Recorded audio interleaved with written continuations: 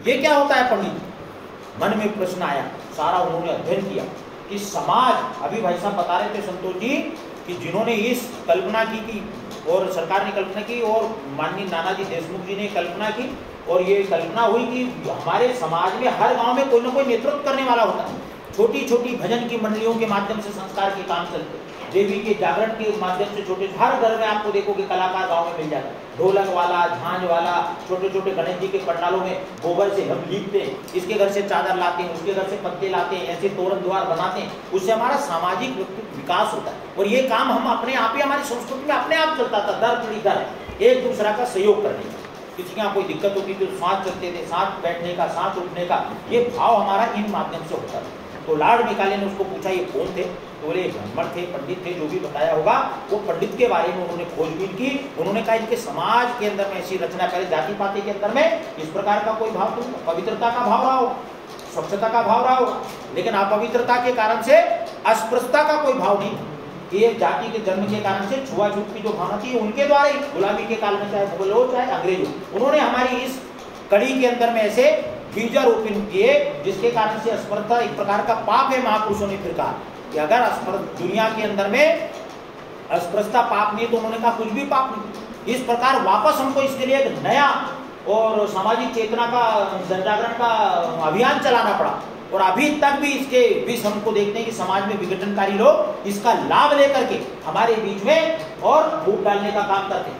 तो इसीलिए Lord Macaulay जी ने उसका पता लगाया और उन्होंने कहा कि ये गुरुकुल जो चलते हैं, छोटे छोटे विद्यालय हमारे यहाँ समाज के खर्चे समाज के लोग चलाते थे, कोई सरकार के द्वारा नहीं चलता।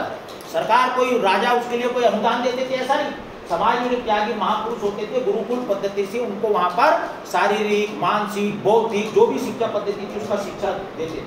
तो इसका प्रकार से वो राष्ट्र के लिए समर्पित भाव से जीवन को विकसित करने वाले लोग ऐसे उसमें से गुरुकुल में से जन्मते थे, तब भारत देश दुनिया का मार्गदर्शन करता।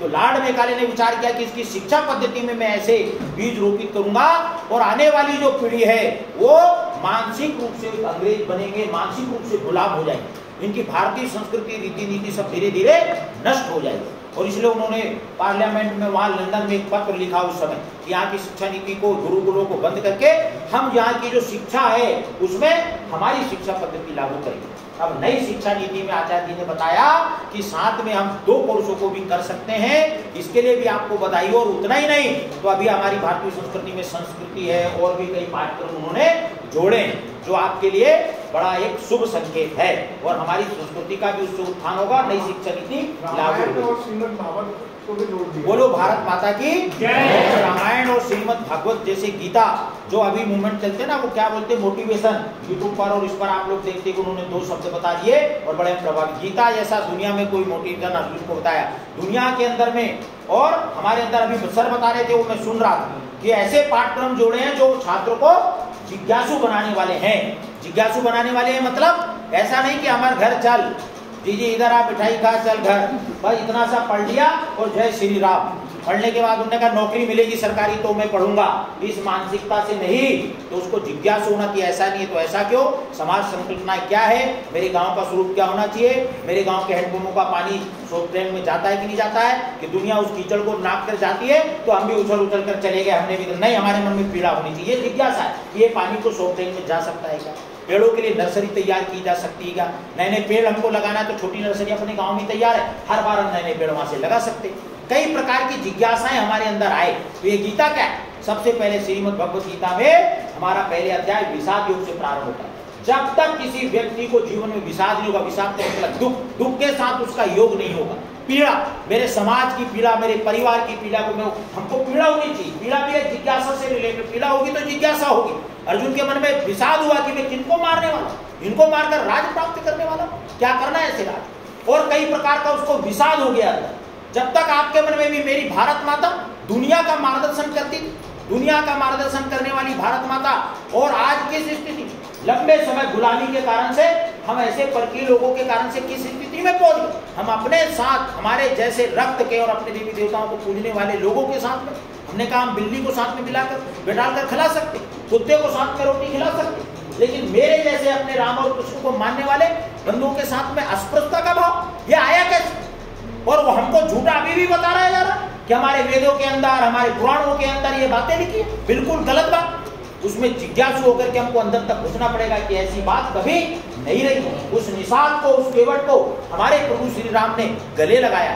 ये कौन लोग हैं जो समाज में विघटन कर रहे हैं? ये समाज में आज भी हम बनवासी हैं, हम फलाने हैं, हम यहाँ के हैं, वो जाति के हैं, वो ऐसी हैं, फलाना है, ठिकाना। अरे महापुरुष सभी जातियों के होते हैं। महापुरुष कभी कोई किसी एक जात के होते हैं क्या? महापुरुष पूरे विश्व के होते हैं। महापुरुष जिनसे कोई हमको जीवन दिशा जीने का और लक्ष्य प्राप्त होता हो, उन सब जीने के लिए आदर्श है, वो हमारा महापुरुष है। महापुरुष कभी किसी जाति समाज पंथ के नहीं है। नानक के केवल सिखों के नहीं, सबके। भीमराव अम्बेडकर जी महापुरुष केवल किसी जाति के नहीं, हमारे अपने सबके महापुरुष हैं।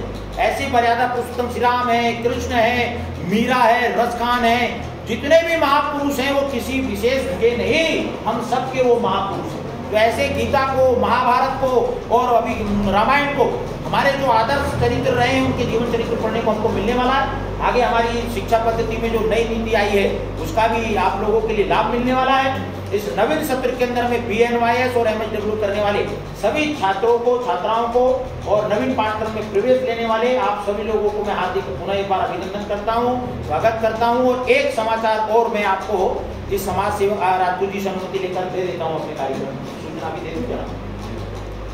अभी अपने यहाँ एक केंद्र विकसित हुआ है, गुरु जी का भी उसमें हमको भारी मार्गदर्शन मिलते रहता है, सहयोग मिलते रहा है। 11 वर्ष में हम वहाँ प्रवेश किए, बहुत उच्च कोटि के संत हुए। नया पंचायती उदासीन अखाड़ा, भारतवर्ष में 13 संतों के अखाड़े हैं, उनकी कभी बाद में चर्चा करेंगे। और वो अखाड़ों में एक नया पंचायती उदासीन अखाड़ा है। थोड़ा सा परिचय बताता हूँ। गुरु नानक देव के बड़े पुत्र द्वारा इस उदासीन अखाड़े की 500 वर्ष पहले स्थापना हुई थी। जो महाराणा प्रताप का नाम आपने सुना है महापुरुष का, उनके पास एक चेतक घोड़ा होता था। वो चेतक घोड़ा इन्हीं चंद्र भगवान ने उनको दिया था। उस उदासीन परंपरा के महान संत हुए निकुदास जी महाराज, उनका अखंड धुना वहाँ चेतन है। वो 12वें-11वें साल में प्रवेश हो गया है।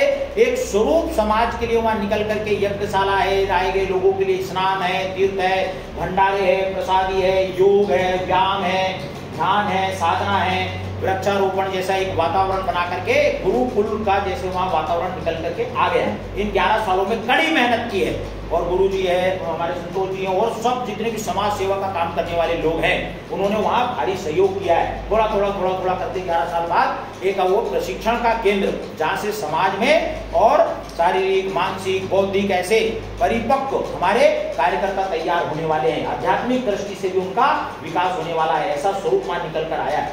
उसी गोग्राम संस्कृति संरक्षण समिति का जो विचार है, चले ग्राम की ओर, चले प्रकृति की ओर, चले गाय की ओर, इस उद्देश्य को लेकर के जो समिति अन्य प्रांतों में भी गठित हो रही, तो उनका प्रांत